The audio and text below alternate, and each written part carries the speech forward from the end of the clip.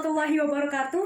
Perkenalkan, saya Meli Amelia Putri, mahasiswi KKN Daring Plus Winsus Karyau tahun 2020, kelompok 29 dengan dosen pembimbing lapangan Bapak Rian Febrianto, MED.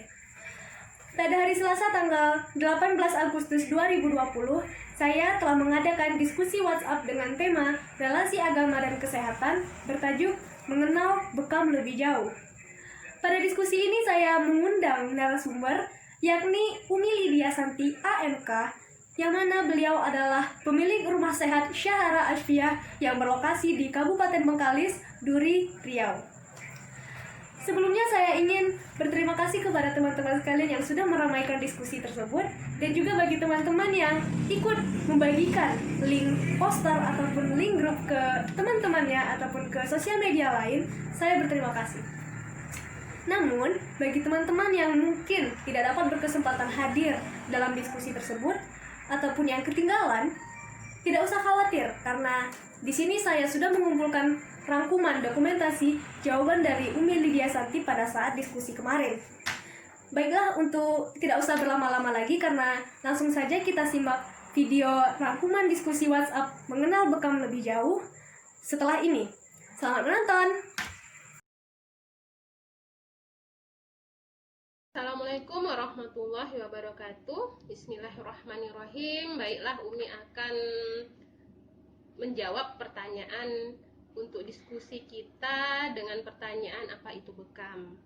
Nah, bekam adalah teknik pengobatan yang melakukan penyedotan pada kulit pada bagian tertentu untuk mengeluarkan racun dan oksidan dengan cara penyayatan ataupun penorehan, dan juga bisa dengan penusukan pada permukaan kulit atau epidermis. Bismillahirrahmanirrahim. Baiklah, Umi akan mencoba menjawab pertanyaan kedua. Apakah ada hadisnya? Saja hadisnya ada. Karena apa? Karena kita sebagai umat muslim tentunya memakai Al-Quran atau hadis-hadis untuk melakukan suatu tindakan, ya kan? Apalagi yang menganjurkan adalah Rasulullah, seperti sabda beliau yang berbunyi, in kana fi min adwiyatikum sifa ufafi sartoti mihjamin au sarbati asalim au lazaatin binarin, yang artinya jika pada salah satu obat-obatan ada kesembuhan, maka itu terdapat pada bekam, minum madu atau kai. Dan banyak juga lagi hadis-hadis yang lain seperti riwayat Bukhari, sama juga penyembuhan terdapat dalam 3 hal, yakni meminum madu, sayatan alat bekam, dan sundutan api. Tapi saya melarang umatku dengan berobat menggunakan sundutan api. Bekam itu memang menggunakan sayatan atau satroh namanya, tapi pada beberapa instansi medis mereka menggunakan penusukan.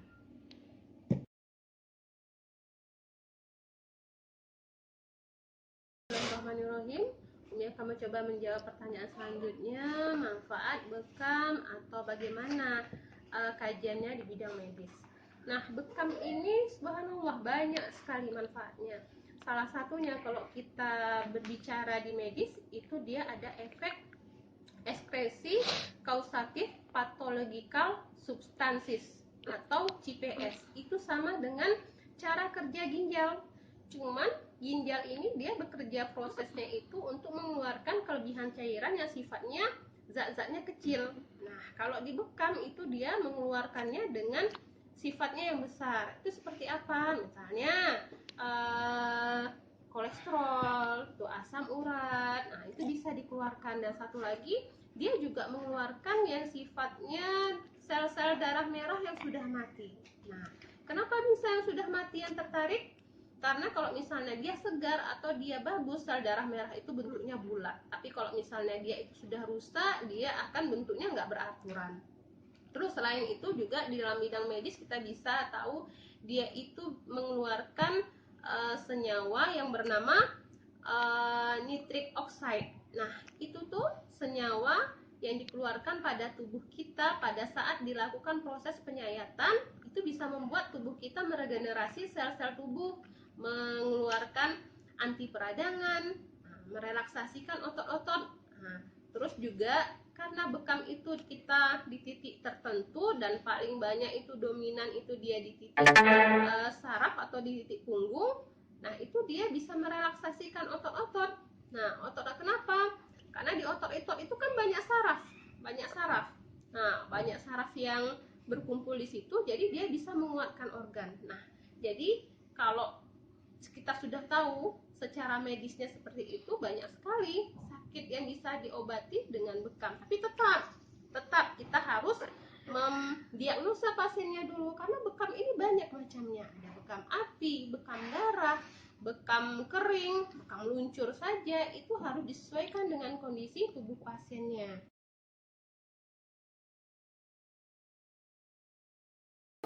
Bismillahirrahmanirrahim. Baiklah, Umi akan menjawab pertanyaan selanjutnya.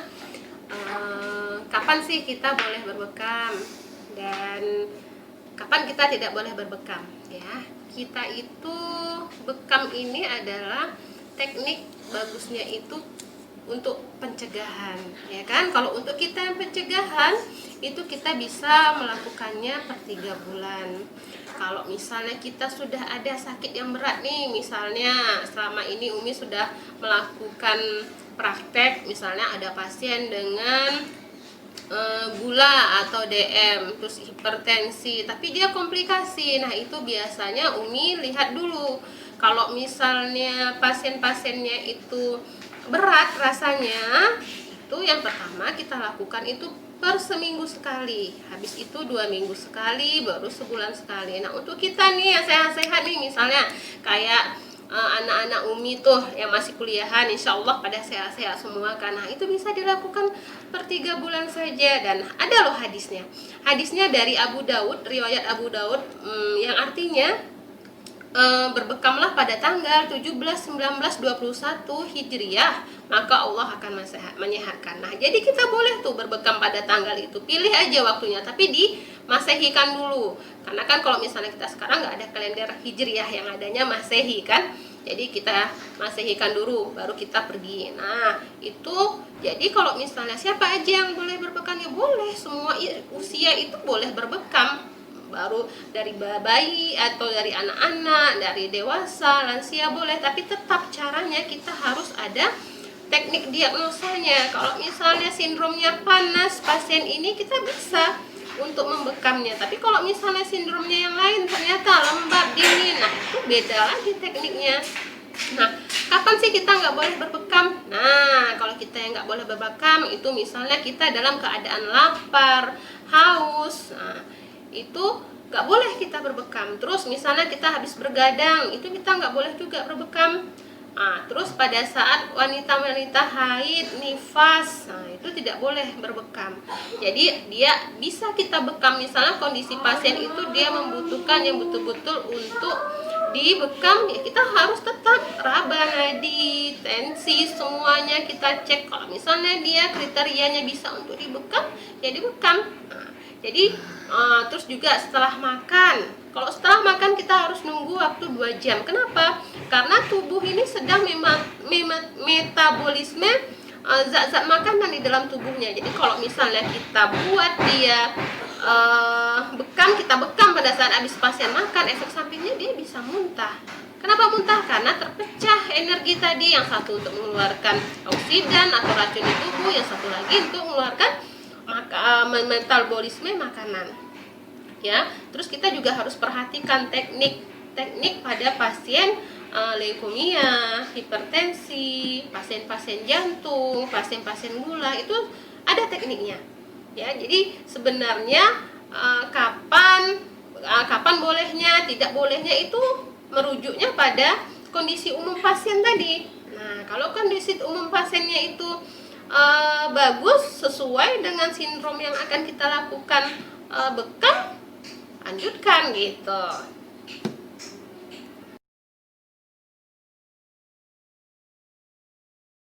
Nah, Umi selanjutnya akan menjawab pertanyaannya ya. Alat-alat apa aja sih Umi yang untuk dipakai untuk membekam?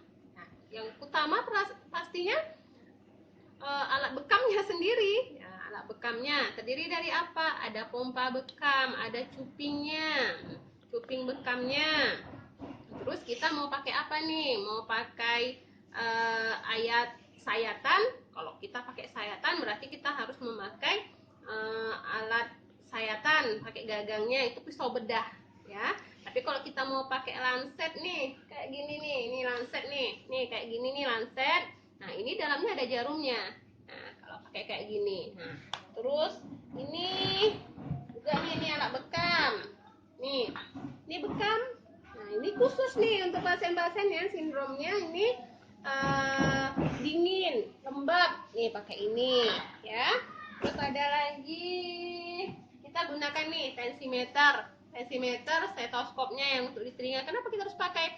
Karena kita harus cek tensi pasiennya. Kita harus cek karena itu berhubungan dengan jantung pasien kan. Nah, terus kita gunakan kasa. Harus ada kasa nih. Ini kasanya kayak gini nih. Nah, ini nih udah disterilkan dulu di alat sterilisator ya. Jadi dia harus steril. Terus kita pakai sarung tangan.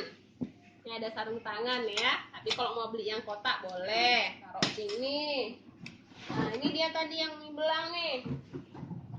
Nih, alat bekamnya nih. Ini udah disterilin ya, nih. Kayak gini nih alat bekam, ada capingnya.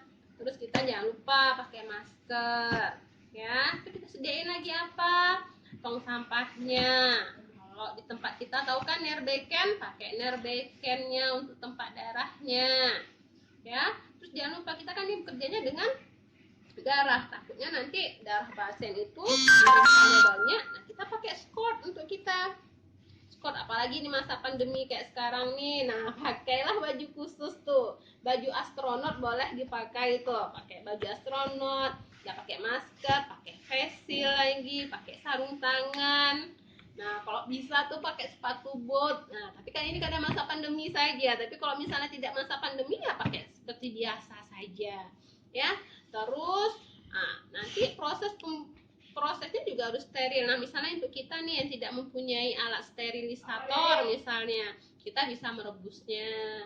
Nah, mencucinya kayak mana? Nah, alat-alat ini harus kita sterilkan dulu Nah, kalau nggak ada boleh direbus, ya. Terus darah bekamnya kayak mana, Umi? Nah, kalau darah bekamnya itu bisa kita, kalau Umi itu ke rumah sakit umum tuh naruhnya, karena kan sampah medis. Terus sampah jarumnya juga harus kita buang di tempat benda tajam. Nah, karena Umi alhamdulillah orang rumah sakit, jadi bisa dititipkan di rumah sakit. Tapi kalau misalnya untuk anak-anak ibu yang mau menjadi pembekam, ya bisa dibakar, darahnya itu harus dibakar sampai dia habis. Nah, untuk jarum-jarumnya kayak mana? Ya bekerja samalah dengan rumah sakit atau yang bisa menghancurkan alat-alat benda tajam tadi. Nah, demikian dari Umi. Assalamualaikum warahmatullahi wabarakatuh.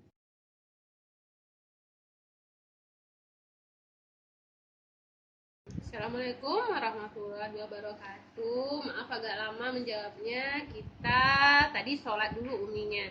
Nah, sekarang Umi mau menjawab pertanyaan siapa sih yang boleh membekam. Nah, kalau kita mengikuti peraturan pemerintah nomor 103 tahun 2014 tentang pengobatan tradisional, itu sebenarnya yang boleh melukai itu adalah tenaga medis, dokter, dan yang memiliki izin berwenang. Nah, di sana nih kayak Umi sekarang ini kan Umi alhamdulillah Allah amanahkan untuk menjadi perawat. Nah, kita harus ada SIP, dan misalnya kita mau belajar bekam, pilihlah tempat bekam yang memang memiliki lisensi atau terstandar. Seperti kalau kita nih sekarang Persatuan Bekam Indonesia atau PBI. Kalau zaman Umi dulu dia ABI, Asosiasi Bekam Indonesia. Nah, jadi kita harus ada naungannya. Misalnya nih kayak Umi kan perawat, ada naungannya. Naungannya apa? Nah, itu ada PPNI, Persatuan Perawat Nasional Indonesia. Misalnya anak-anak Umi ada yang bidan, ada IBI, ya kan? Tapi misalnya untuk kita yang awam, pergilah kita melakukan pelatihan di tempat yang ada terstandar atau terlisensi seperti yang sekarang ini sudah diakui itu Persatuan Bekam Indonesia. Jadi kalau misalnya kita anak-anak UMI udah ke sana pelatihannya, insya Allah bisa melakukannya. Karena sebenarnya kalau inti dari kalimat peraturan pemerintah itu kan melukai, berarti kita tidak boleh melakukan bekam basah. Bekam basah itu apa? Bekam yang dilakukan penguran darahnya tadi. Seperti sayatan atau tusukan itu kan kita mengeluarkan darah. Ya, misalnya kalau sayatan pisau bedah itu kan pisau dokter. Ya, itu kan disayat. Nah, alternatifnya apa? Misalnya bisa pakai lancet, tusukan gitu.